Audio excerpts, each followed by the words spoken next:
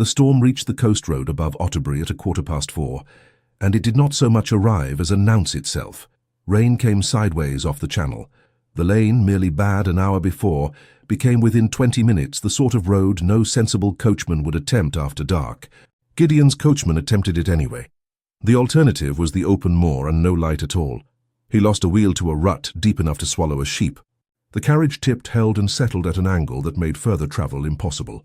Gideon stepped down into 6 inches of standing water. He considered the wheel, then the sky, and said nothing whatsoever. His coachman understood this correctly, as the worst sign of the two. There was a light half a mile on. They walked to it. The cottage that owned the light was small, well kept and entirely unprepared for a duke, its single low door opening as readily onto the kitchen garden behind as onto the lane in front.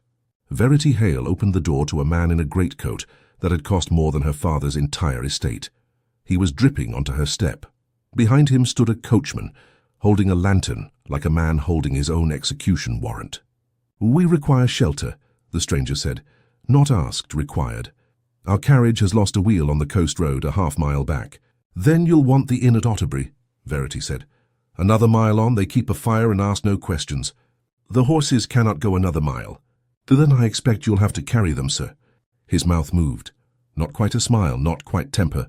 More the shadow either might have left behind. The look of a man unused to being answered. "Madam, I am the Duke of Winterbourne."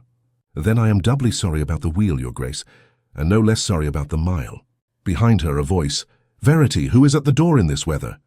"A duke," Verity called back, "who has walked here in a coat worth more than the cottage and would like us to dry him."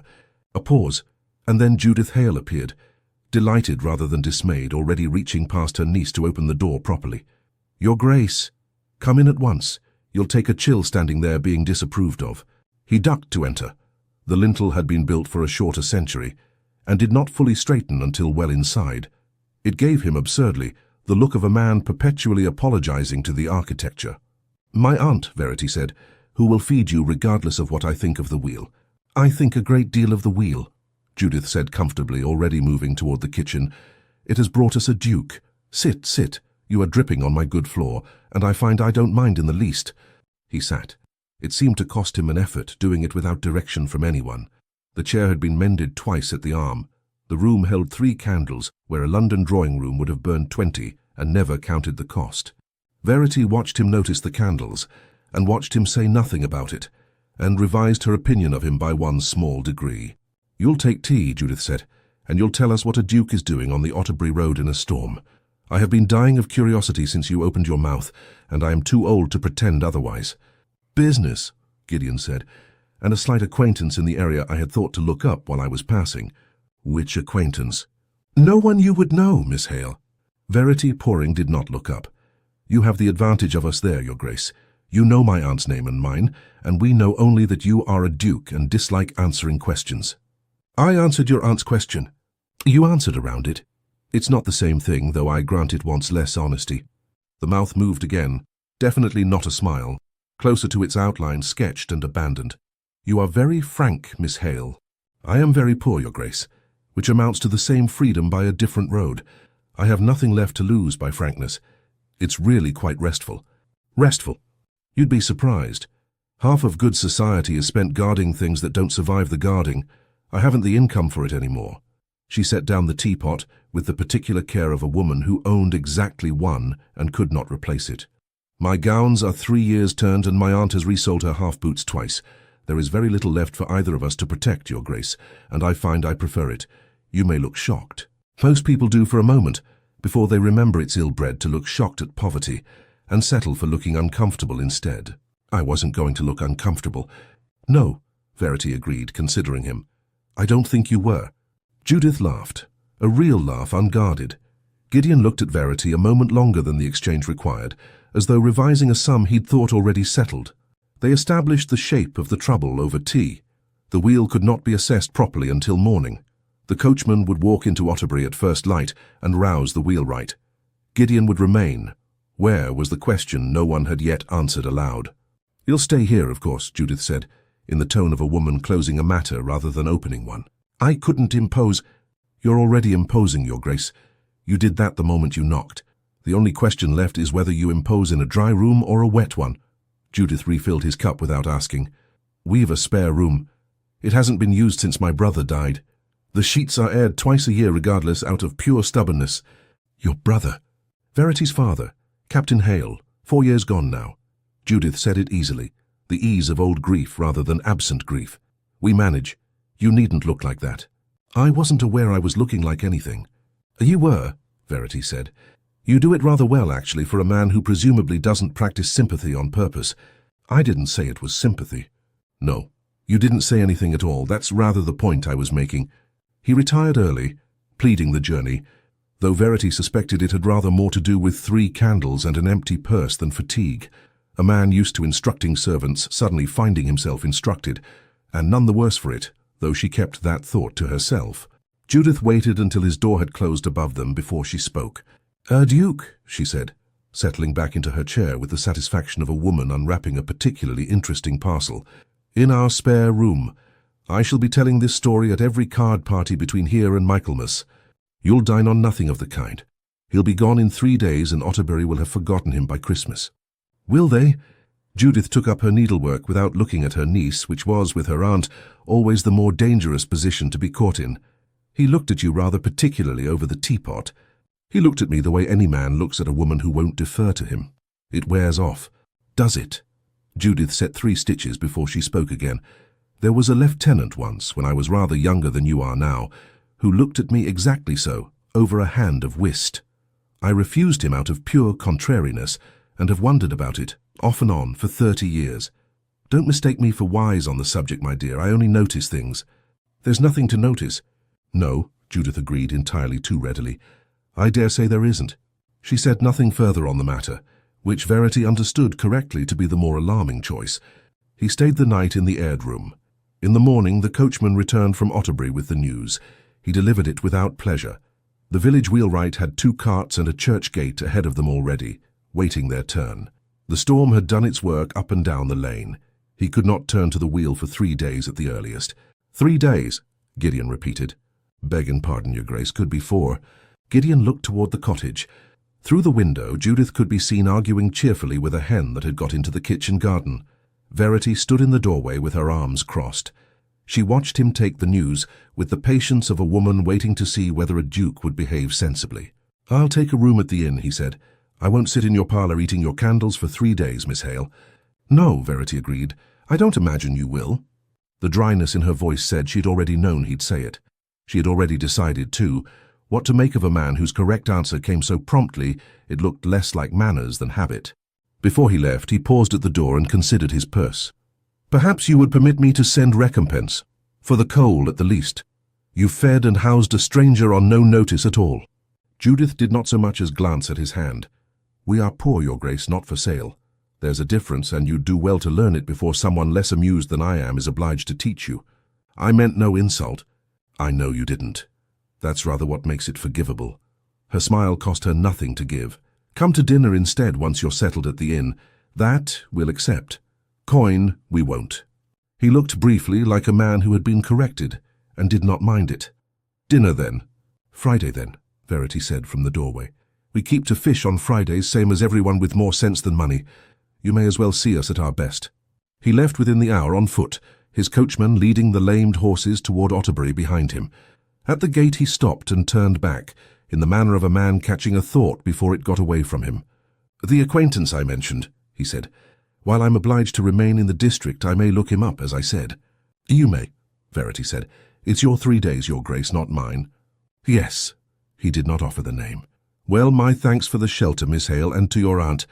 He went. Verity stood at the gate a moment longer than the departure required. She turned over the shape of the sentence he'd left unfinished. Not what he'd said, but what he'd taken care not to. "He didn't tell you," Judith said from the doorway, not quite a question. "No," Verity said, "he didn't." She went in.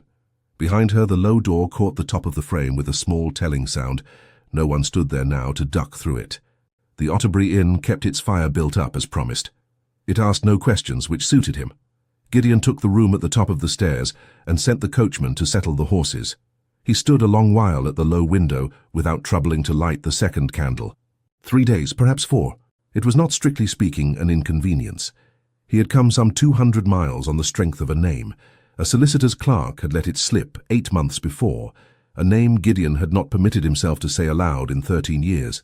He had thought of it since rather more than a sensible man ought to think of anything he could no longer undo. Fenwick.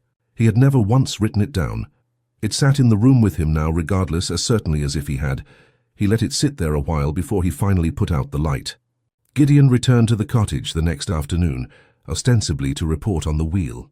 "They've sent to Kingsbridge for the timber," he said, ducking through the low door out of what was already becoming habit rather than necessity. "It seems Otterbury's wheelwright keeps no seasoned ash in stock." "How disappointing for you," Verity said, not looking up from her mending. "Whatever will you do with the time?" "I brought a book." He set it on the table between them a little too carefully, as though it might be refused. "You mentioned last night you'd nothing left to read but a farrier's manual and the Book of Common Prayer." Verity looked at the spine. "Cowper, I didn't know your taste. I took what was in the carriage. You carry poetry in your travelling chariot, Your Grace. I carry whatever my sister packs for me. She is convinced I want improving." "And do you want improving?" He considered this with more seriousness than the question strictly required. "I used to think not. Lately I've grown less certain." Verity did not ask what had changed his certainty. She noted privately that she wanted to. Judith claimed him within the quarter hour, on the strength of a chessboard that had belonged to her father, and a conviction entirely unearned that she was the superior player. She was not. She lost the first game in 11 moves and declared it a warming-up game that did not count. She lost the second more slowly, with visible enjoyment, narrating her own downfall as it occurred. "You've backed me into the corner like a fishwife, Your Grace. I hope you're satisfied." "Enormously." "You needn't sound so pleased about it. A gentleman loses gracefully now and again to spare a lady's feelings. I was given to understand you had no feelings to spare on the subject of chess." Judith laughed and reset the board without being asked, which was answer enough. Verity watched from the window seat, her mending forgotten in her lap. She had rarely seen her aunt so delighted to be beaten. She had rarely seen a duke so willing to be laughed at for winning. He came again the day after, and the day after that. Each visit carried some errand that dissolved on inspection into no errand at all. The wheel, a book returned, and another borrowed in its place, a message from the inn that could easily have waited for market day. Otterbury noticed. Otterbury, being a small place, could hardly help it. The garden gate had lost a hinge in the storm, and hung ever since at an angle that offended Judith daily. Gideon arrived one afternoon to find Verity wrestling it back onto its post with a borrowed hammer and no visible success. He set down the book he'd brought and removed his coat without being asked. "You needn't." "I know I needn't." He rolled back his sleeves. "Hold the post steady, if you would. You'll ruin your shirt." "I have several shirts, Miss Hale. I have rather fewer gates that work." He mended it in under a quarter hour, with an economy of motion that surprised her more than she let show. "Where does a duke learn to hang a gate?" "From an estate carpenter named Abel Trent, who despaired of me thoroughly at 11 years old and taught me regardless, on the theory that a man who couldn't mend his own fences had no business inheriting anyone else's. He tested the gate. It swung true. It has proved more useful than Latin on the whole. I shall tell my aunt you're a man of hidden talents." "Please don't. She'll have me rethatching the roof by Friday." Verity laughed, genuinely, without meaning to. Gideon, coat still over his arm, looked considerably more pleased with himself than a mended gate strictly warranted. She felt the shape of it most clearly on market day, waiting her turn outside the chandler's when Mrs. Pargeter, who missed nothing within 4 parishes and forgave less, remarked to no one in particular and everyone in earshot that some cottages seemed to receive a great deal more custom from the nobility than others did. And wasn't that interesting? And wasn't Miss Hale looking well these days, quite blooming really, one might almost call it? Verity bought her candles and said nothing, which was, she reflected on the walk home, becoming rather a habit of hers where Gideon Ferris was concerned. A few days after that, he walked with her to the shore path, ostensibly to see where the smuggling coves lay that Judith had been describing with too much relish for a respectable woman. It was not far. It gave them perhaps 20 minutes alone that etiquette would not quite forgive and circumstance quite excused. "You're very good with my aunt," Verity said. "Better than you are with me, I think. Your aunt asks for nothing but honesty at chess. You ask for a great deal more. I haven't asked you for anything, Your Grace." "No," he agreed. "You've simply made it plain what you'd think of me if I offered less than I had. It amounts to the same pressure, differently dressed." She stopped walking. "Is that a complaint?" No. He looked out at the water rather than at her, which she noticed. It's the first honest account of myself anyone's required of me in some years. I find I don't mind it as much as I expected to. The wind took the rest of whatever either of them might have said next. Neither minded that either. By the start of his second week in Otterbury, the invitation to dine at Millbank Grange arrived, on the strength of Gideon's rank, rather than any acquaintance. Squire Millbank collected dukes the way other men collected snuff-boxes, and was not about to let one sit idle at the local inn while there was a dinner to be had from him. Verity and Judith were invited as a matter of course, being neighbours of standing, however, reduced their means. It was there, in Millbank's overheated dining room, that Verity first properly met Lieutenant Henry Bowden. He was pleasant. He was, in fact, determinedly pleasant, the manner of a man who had decided early in life that pleasantness was a virtue worth practising daily, like scales at the pianoforte. He asked after her father's old ship, with real interest. He complimented nothing that wasn't true, which she appreciated more than she expected to. "You'll forgive me," he said over the fish, "if I say I'd hoped to find you free this evening. I'd meant to call at the cottage this week, regardless of Millbank's dinner." "Had you?" "I had. Though I confess the Duke of Winterbourne makes a formidable rival for a lady's attention at any table he sits down to." He said it lightly. It did not sound entirely light. Verity, who had not thought of the evening in those terms until he supplied them, found she disliked having them supplied. Across the table, Gideon was not attending to the fish. He had noticed the older man 3 seats down within a minute of entering the room. He spent the whole of the soup course confirming what he already suspected, before Millbank made the introduction unnecessary. "Colonel Sir Josiah Fenwick," Millbank said. "You'll know Winterbourne by reputation, I'm sure, if not otherwise." By reputation. Fenwick did not rise fully from his seat, a small deliberate discourtesy dressed as infirmity. He was older than Gideon by 15 years, and looked older still, a big man gone soft at the edges. He carried the particular unsteadiness of a man who drank alone rather than in company. "We've not had the pleasure." "No," Gideon said. "I don't believe we have." It was strictly the truth. They had stood 20 paces apart in a field outside this very parish 13 years before, at an hour too early for anyone to call it a pleasure. Neither had spoken a word to the other since the surgeon pronounced Fenwick fit to be moved. Gideon held Fenwick's eyes a moment longer than courtesy demanded, and found nothing there but the mild, incurious dislike of a man greeting a stranger whose title outranked his own. He does not know me, Gideon thought. 13 years and he does not know my face at all. He was not certain, afterward, whether that came as a relief. "Sir Josiah served with distinction," Millbank said, oblivious, refilling glasses. "Peninsula, wasn't it, Colonel?" "Among other places." Fenwick's gaze had already moved on toward his wine. "One doesn't care to dwell on it at table." Gideon said nothing further. Down the length of the table, Verity noticed how still he had gone and how deliberately he unwent it. She filed the fact away and turned back to Bowden before he could catch her looking. The ladies withdrew after the covers were drawn, as was proper, and the gentlemen did not linger long over their port. Millbank was too pleased with his ducal catch to leave him out of the drawing-room's admiration for longer than good digestion required. Cards were proposed. Verity found herself partnered with Gideon at speculation, purely by the mechanics of the table, and no design she could reasonably be accused of, though Mrs. Millbank's expression suggested she suspected design regardless. "You play cautiously," Gideon observed, watching her decline a card she plainly wanted. "I play as a woman plays who cannot afford to lose the shilling. I'll cover it if you like." "For you will not. I should rather lose honestly than win on charity, Your Grace." She took the next trick instead, cleanly, and did not look at him while she did it, though the corner of her mouth had other ideas about her composure. "Besides, I rather think I'm winning." "So you are," he admitted. "I hadn't accounted for that." "No," Verity said. "I don't imagine you account for losing very often at all." Across the table, Bowden watched the exchange with the careful attention of a man reading a letter, written in a hand he half recognized, and did not care for what he was beginning to make out. Honoria's letter reached him at the inn 3 days later, and made no pretense of patience. "You have been delayed a fortnight now over a carriage wheel. I am given to understand such things take 3 days to mend in any parish with a wheelwright and a functioning arm. I have written to Lady Aldington. Frances is a sensible girl, and will not remain unpromised forever merely because you have discovered an interest in rural Devon. Come home, Gideon. Whatever you are doing there, it will keep no better than your prospects will." He read it twice, folded it along its original crease, and did not answer it that night. He answered her 3 days later. After the gate, after the cards, after a conversation on the shore path, he had turned over more times than he cared to admit, even to himself.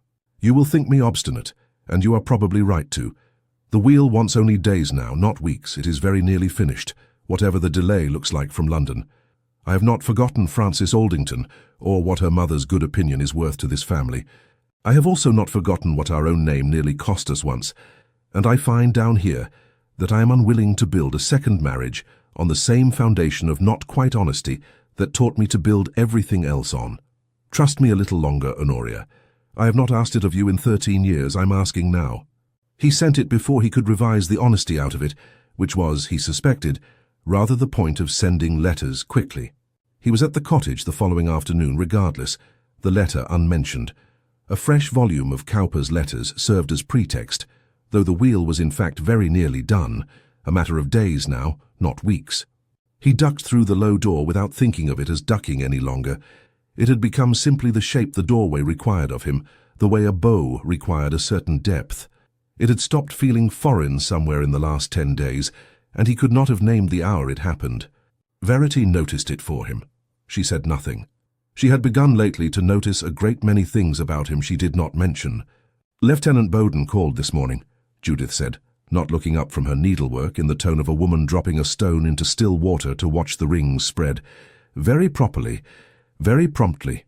He means to speak to Verity soon, I should think, on a particular subject. Aunt Judith. I'm only remarking on it, my dear. One is permitted to remark. Gideon set the book down with rather more care than the book required. A fortunate man, Bowden. Is he? Verity said and did not elaborate. He met Bowden on the road out, as it happened. Bowden walking up from the garrison as Gideon walked down toward the inn, the two of them obliged by simple geography to fall in step for the better part of a mile. So you've been often at the cottage, Your Grace. Bowden said it without heat. He was not, Gideon revised, a stupid man. The wheel required attention. So I understand. Some weeks of attention. Bowden kept his eyes on the road ahead of them. I don't say it to give offence. I say it because I mean to call there formally very soon, and speak to Miss Hale on a particular matter, and I'd sooner know plainly whether I do so into empty ground or contested ground. You strike me as a man who'd sooner know the same, in my place. Gideon considered several answers, and discarded all of them as either dishonest or premature. I couldn't tell you which it is, Lieutenant. No, Bowden said. I didn't think you could. He touched his hat at the fork in the road, entirely civil, and left Gideon standing with the distinct sense of having lost a hand of cards he hadn't known he was playing. The sea chest had sat under the window in Judith's room for 4 years, unopened, on the general understanding that it would be dealt with eventually, and that eventually had not yet arrived. It arrived on a Tuesday, prompted by nothing more romantic than the coal bill. We might see what's in it worth selling, Judith said over breakfast, in the brisk voice she used for subjects she found difficult. The sextant, if nothing else. Your father would rather it warmed us than sat gathering damp, doing neither of us any good. Verity did not argue. They carried the chest into the front room between them, and opened it that afternoon while the light was still good. There was the sextant, and a spyglass with a hairline crack in the barrel, and 3 years of naval correspondence tied with string gone soft with age. And beneath all of it, wrapped in oilcloth to keep out the sea damp that had never quite stopped being a habit with him, her father's private journal, not the ship's log, which belonged to the Navy and had gone with it, but his own, kept for himself alone in the small cramped hand of a man who wrote standing up more often than sitting down. Verity read the early entries aloud to Judith, who laughed at his complaints about weevils and wept, briefly and without apology, at an entry about Verity's own birth. It was well past the sensible entries near the middle of the volume that she went quiet and did not read aloud any further. Stood second this morning for W, a business I hope never to repeat as long as I live. F fired wide, thank God, or meant to and missed regardless, which amounts to the same mercy. W did not return the shot. I have known few men behave with more honor over a matter that was, by every account I have since had confirmed to me, none of his doing in the first place. He took it up entire, and will carry the name of it the rest of his life, and has asked that none of us who stood there ever say otherwise. I have given my word. I set it down here only because a man ought to write the truth somewhere, even if nowhere anyone will read it. Verity read it 3 times before she trusted herself to have read it correctly. What is it? Judith asked. Nothing. She closed the journal with more care than the moment required. An old entry, nothing that signifies. Judith, who had raised her, did not believe her and did not press. Some things a person needed to sit with alone before they could be handed to anyone else, even an aunt who loved her. She waited 2 days before she asked again, choosing her moment with more care than she cared to examine. An evening when Judith's needlework had made her drowsy and inclined to talk without weighing her words first. "Aunt Judith, do you remember anything from years back about a duel somewhere near here? It would have been 13 years ago, perhaps more." Judith's needle stopped briefly before it resumed. "What makes you ask that?" "Nothing in particular. I came across an old account of one, that's all, sorting Papa's chest. There was talk at the time. There's always talk when a young lord nearly kills himself over a married woman, or is nearly killed, depending which version reaches you first." Judith kept her eyes on her stitching. "I don't recall the particulars. I recall that whoever it was got called a rake and a scoundrel up and down every drawing-room in the county for a full season, and that the lady in question came out of it a good deal more gently than the gentleman did, which I always thought told its own story, if anyone had cared to listen to it." "What story?" "That it's generally easier for the world to forgive a woman who was foolish than a man who was blamed for her foolishness." "Why, Verity?" Judith looked up now, sharp, despite the drowsiness. "You've gone quite pale." "It's nothing, I told you, an old account." Judith did not press her further, but she watched her niece rather more closely for the rest of the evening than she let on, and said nothing to suggest she believed a word of the explanation she'd been given. Verity did not sleep well that night, turning the entry over, the way she'd have turned a coin to check both faces. W. A business none of his doing. A name he'd asked them never to say otherwise. She thought of a man ducking through a low doorway, who had never once in 3 weeks corrected a single unkind thing she'd overheard, said of his own reputation in the village. Not once defended himself, not once explained, simply let the story stand, as though it cost him nothing to wear it. It had never occurred to her that it might not be his story to begin with. At church that Sunday, she felt the parish's eyes on her more than she felt the sermon, which was, Reverend Hastings later admitted privately to his wife, probably the least attended sermon of his career to date. Afterward on the green, Mrs. Milbank caught her arm with the particular gentleness of a woman about to say something ungentle. "My dear Miss Hale, I do hope you know your own mind in this matter. A duke is a duke, whatever his manners in a cottage parlour, and cottages do so rarely end in anything but disappointment for the lady concerned. I say it only out of real affection." "I'm sure you do," Verity said, and found she could not for once produce anything wittier than that. She walked home along the shore path, rather than the road, where no one could watch her do it. The wheel was finished on the Friday. Gideon brought the bill himself rather than send it by the wheelwright's boy, which was, both of them understood without saying so, no longer a reasonable excuse for anything. He ducked through the low door. Verity watched him do it and thought for the first time about how many more times there were left for him to do it, and found she did not like the number her mind produced. "The account," he said, holding it out. "Settled in any case, you needn't trouble yourselves further." "How efficient." Verity took the paper and did not look at it. "You could have sent a boy with this, Your Grace." "I could have." "You didn't." "No." He did not offer a reason, and she did not ask for one a second time because she had begun to understand that the reasons he didn't offer were, by now, the truest things about him. Judith from the kitchen called that supper wanted only 10 minutes more, and would his Grace stay, since he'd come all this way with a piece of paper that could plainly have walked itself. "I should get back," Gideon said, to the room in general, and did not move toward the door. "Should you?" Verity said. Neither of them treated it as the question it technically was. He stayed for supper. Supper was fish, plain and plentiful, Judith's answer to unexpected company more often than not, whatever the calendar said. Talk ran easily enough at first. The wheelwright's account, an outrageous piece of gossip about the vicar's nephew, Judith's ongoing campaign against the hen that kept returning to the vegetable bed. It was only when Judith rose to fetch the pudding that the room went quiet in a way suppers rarely did. "You'll go home soon," Verity said into the quiet, not quite a question. "Soon." Gideon turned his glass a half-turn on the table, watching it rather than her. "There are things waiting for me there I've put off long enough already. Your sister's letters. Among other things. You never say what the other things are." "No," he agreed. "I find I'm rather out of practice at saying them to anyone. It's not a habit I recommend, Miss Hale, once you've fallen into it. It becomes difficult to climb back out." Judith returned with the pudding before Verity could ask what, precisely, he meant to climb back out toward, and the moment closed over as neatly as if it had never opened at all. He did not mention Bowden that evening, and she did not mention the journal now locked in the bottom of her writing desk. The low door, when he finally left well after dark, caught the top of the frame exactly as it always did, except that this time Verity, watching from the window, thought she saw him pause a half-second on the other side of it, as though the leaving cost him something the arriving never had. Judith had gone to sit with old Mrs. Trent, whose chest had been troubling her since the equinox, and was not expected back before dark. Verity used the empty house exactly as she had planned to use it. She sent word to the inn asking Gideon to call, and did not trouble herself over what Otterbury would make of a young lady receiving a duke alone, because for once in her life she found she did not care what Otterbury made of anything. He arrived within the hour, ducking through the door out of a habit so complete now it barely registered as motion. "Your note said it was urgent." "It isn't urgent.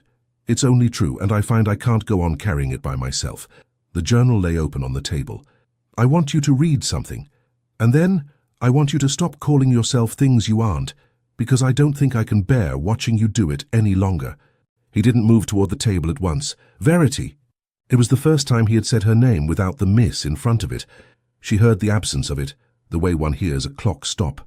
"Read it," she said. He read it standing, the way, she suspected, he did most difficult things. When he finished, he did not look up immediately. "Where did you find this?" "My father's chest.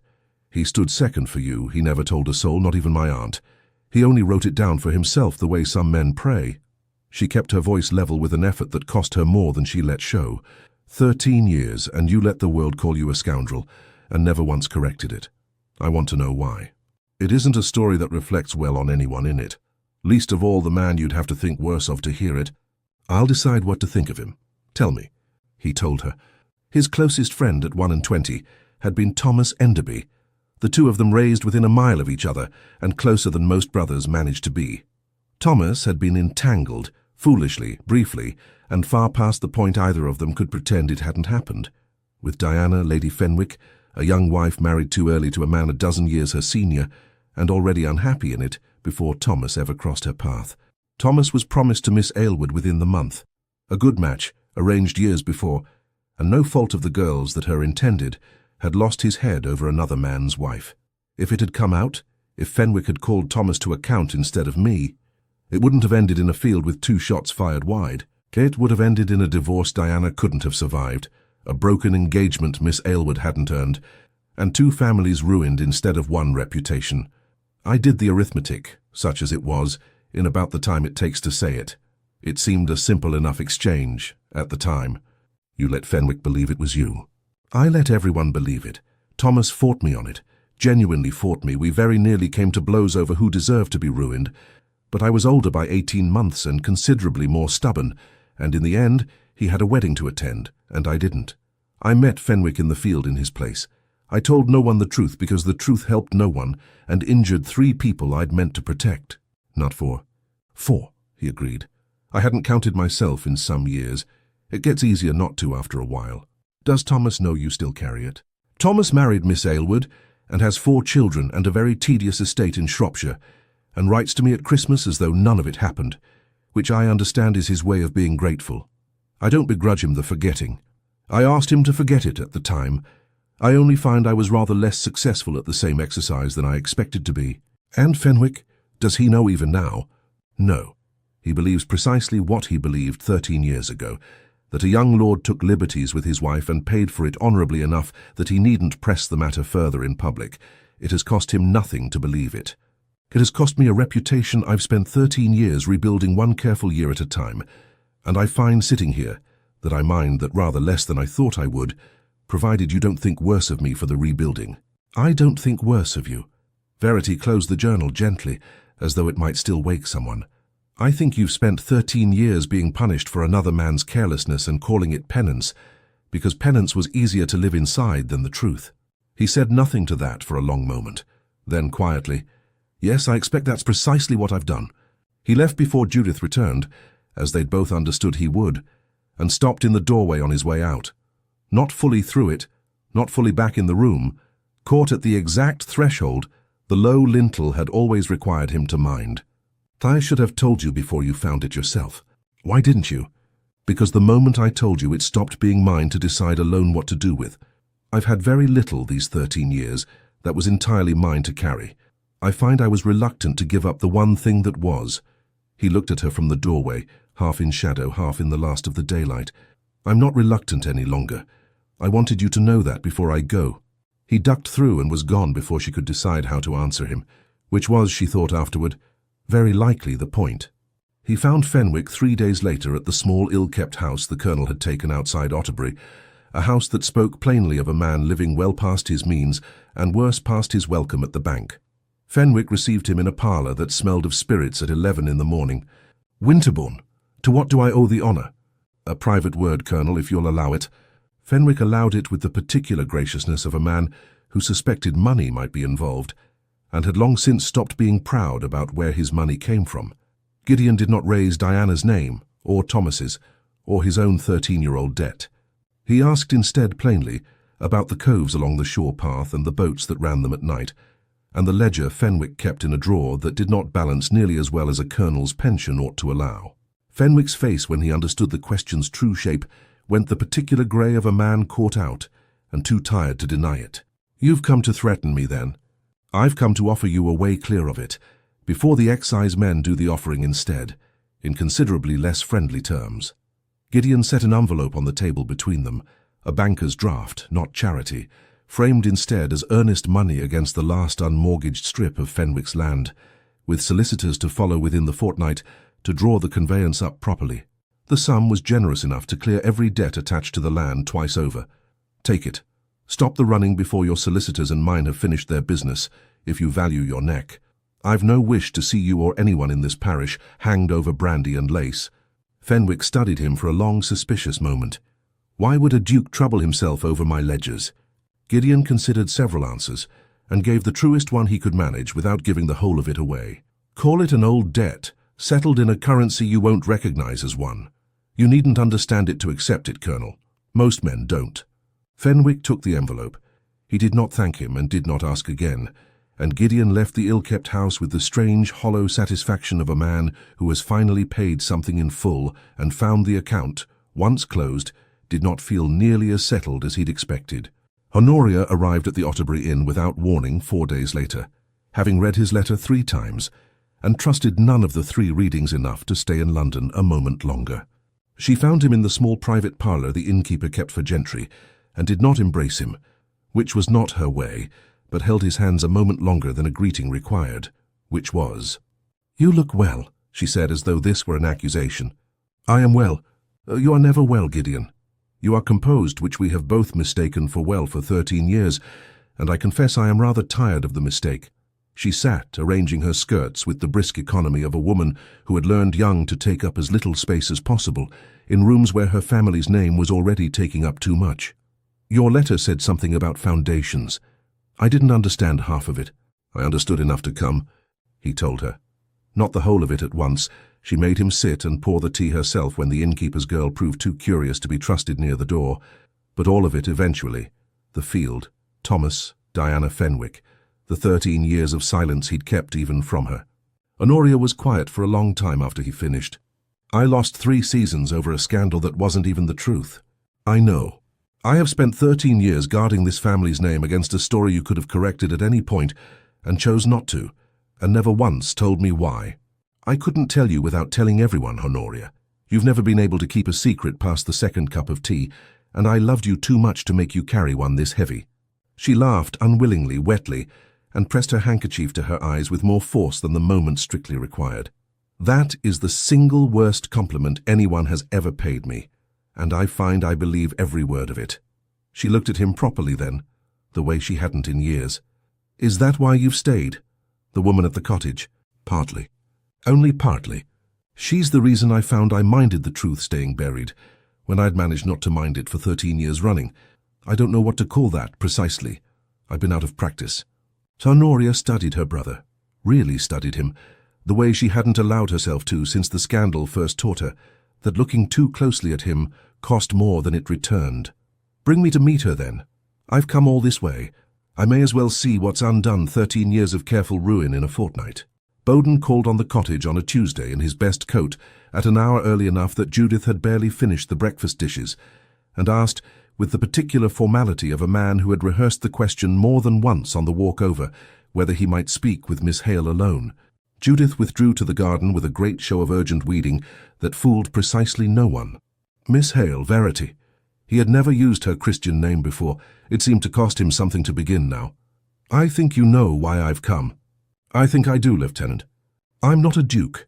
He said it without bitterness, only plainly, the way he said most things.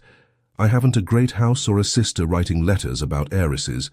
I have a captain's commission, a small competence from my mother's side, and the honest expectation of making major within 5 years if the peace holds, and I don't do anything foolish in the meantime. I can offer you a settled life, a respectable one. I hope, a contented one. Henry! Don't answer yet. He said it gently. I've watched you these 2 months, and I think I know what you'll say if I press you today, and I find I'd rather wait and hear the true answer than take the kind one now out of pity. Take a fortnight. I'll ask again after, and you'll tell me plainly, and I promise you I won't think less of you whichever way it falls.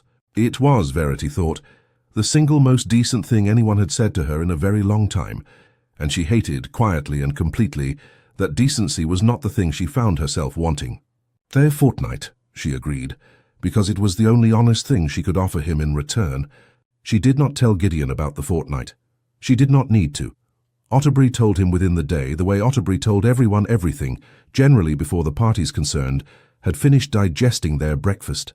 He came to the cottage that evening regardless, and found her in the garden rather than the parlour, which she had chosen deliberately, being unwilling to have this particular conversation indoors, where Judith's needlework might overhear it. Bowden's asked you to consider him. He has. And will you? I don't know. She kept her eyes on the gate he had mended weeks before, still hanging true. I know what he offers. I know precisely what it costs, and precisely what it gives, and there is a great deal of comfort in a bargain one can see the whole of at the start. I don't know what you offer, Your Grace, because you've never once told me plainly, and I find I'm rather tired of guessing at the shape of things. I could tell you plainly. Then tell me. He opened his mouth, and she watched it happen, watched the exact moment 13 years of careful, disciplined silence reasserted itself over whatever he'd been about to say, closed it again. Not yet, he said. Not until I've settled what I came here to settle. I won't offer you half a life while the other half's still tangled in a debt I haven't finished paying. That's not an answer, Gideon. It was the first time she had used his Christian name aloud. He heard it exactly as she had heard hers from him in the doorway, and it cost him visibly more than the sentence that followed it. No, he admitted. It isn't, I'm sorry. It's the truest thing I have to give you today. She went inside without answering that, and did not look back to see whether he lingered at the gate, the way she had once lingered at it herself. The harvest supper at Millbank Grange drew the whole parish, gentry and garrison and cottage alike. In the loose democratic way harvest suppers had always managed, and Almack's never would. Verity wore her one good gown, turned again for the occasion, and told herself firmly that she did not care who noticed the turning. Mrs. Pargeter noticed regardless, and said so in the carrying voice of a woman who considered subtlety a vice practiced only by people with something to hide. Well, Miss Hale, quite the little romance you've stirred up between our two gentlemen. I always did say cottages made for such interesting novels, though I never thought to see one played out in Otterbury itself. One does wonder how it ends, though, doesn't one? These things so rarely end as prettily on the page as they do in the drawing, and a girl in your position can't be too careful which gentleman she sets her cap at, when only one of them can afford to marry beneath himself, and still be forgiven for it by his family. It was said with a smile, and meant, Verity understood, as something almost like advice. It landed regardless like a slap dressed in lace. I haven't set my cap at anyone, Mrs. Pargeter. No, of course not, my dear. I only meant— I know precisely what you meant. Verity kept her voice even with an effort that left her hands cold. You'll forgive me if I don't stay to hear the rest of it explained. She found Gideon at the open terrace doors afterward. He had stepped out for air only moments before Mrs. Pargeter began, close enough through the open doors to have caught every word of it, too far across the crowded room to reach her, before the woman had finished saying it. You needn't look like that, she said before he could speak. Like what? Like a man deciding whose face to put through a window on my behalf. It isn't necessary. She isn't wrong, that's the trouble. She's only unkind about being right. She isn't right. She is.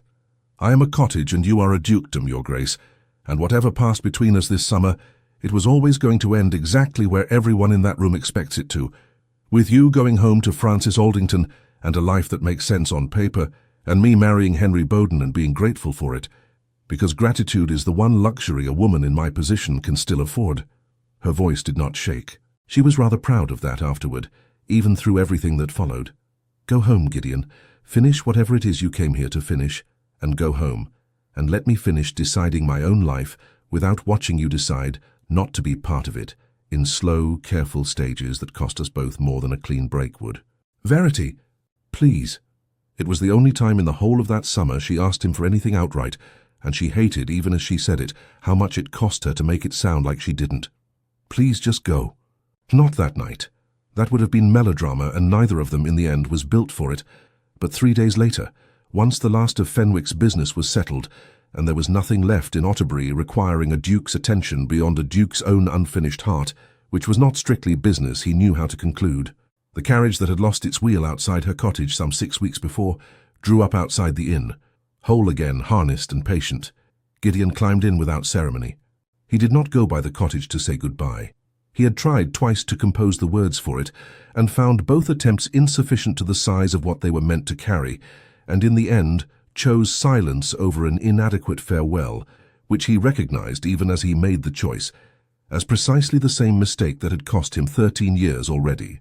The carriage pulled away up the coast road, past the rut that had started all of it, and did not look back because carriages don't, and because the man inside it had schooled himself a long time ago in the discipline of not looking back at things he'd decided he couldn't keep. Verity heard the wheels on the road from the cottage garden and did not go to the window. "He's gone, then," Judith said, coming to stand beside her. "Yes. Are you going to cry about it?" "No," Verity said, and discovered to her own considerable surprise that this much at least was true. "I'm going to be angry about it instead. I find I'm rather better suited to anger." Judith took her hand and said nothing further, which was, of everything her aunt had done for her that whole difficult summer, perhaps the kindest. He got as far as Salisbury before the discipline broke. It happened, of all places, in a coaching inn much like the one he'd left over a dinner he didn't eat, when the innkeeper's low doorway caught the top of his head, exactly as Verity's cottage door always had, and he found himself standing in a strange threshold, in a strange town, ducking out of a habit that had nowhere left to go and no one left to duck for. He turned the carriage around before the soup had cooled. He arrived back in Otterbury on horseback, alone, having left the carriage and coachman a day behind him, on the theory that a man returning to beg forgiveness had no business doing it at the pace of a loaded chariot.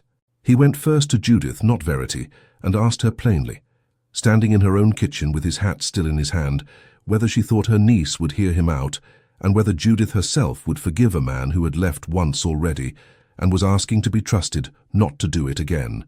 "I liked you within a quarter hour of meeting you, Your Grace, dripping on my good floor," Judith said, "and I have not changed my opinion since, though I have been considerably crosser with you this past week than I let show. Go and ask her yourself. It isn't my forgiveness that wants earning." Verity was in the garden, mending the same gate hinge that had never quite held true since the storm, when she heard the low door catch behind her, and turned to find him standing in it, half in, half out, exactly as he had stood the day he'd told her about Thomas Enderby and a field 13 years gone. "You said please once," he said. "I've come to say it back. You're supposed to be in London, marrying Francis Aldington and making sense on paper. I wrote to Francis Aldington a week ago and told her as kindly as the truth allows that I couldn't offer her a whole heart, because the whole of it was already spoken for by a woman who'd once told me to carry a horse a mile rather than trouble her for shelter. She took the news with considerably more grace than I deserved, and is, I understand, already being courted by a viscount with rather better manners and a much duller past. I wish them both very happy." "That's not an answer either, Gideon." "No."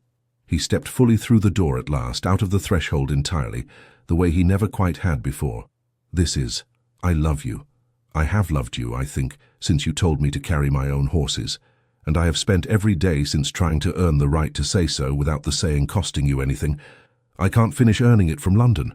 I couldn't finish it running either, which I discovered rather forcefully outside Salisbury. I'd like to finish it here if you'll let me, for however long it takes, and I find I've stopped minding how long that is." Verity set down the hammer. "You left." "I did." You didn't even say goodbye. No.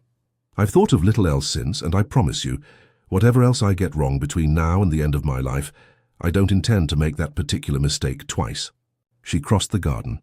She did not make him wait as long as perhaps he deserved to wait, because she had discovered, in the week of his absence, that pride was a luxury considerably less warm than the thing it had cost her.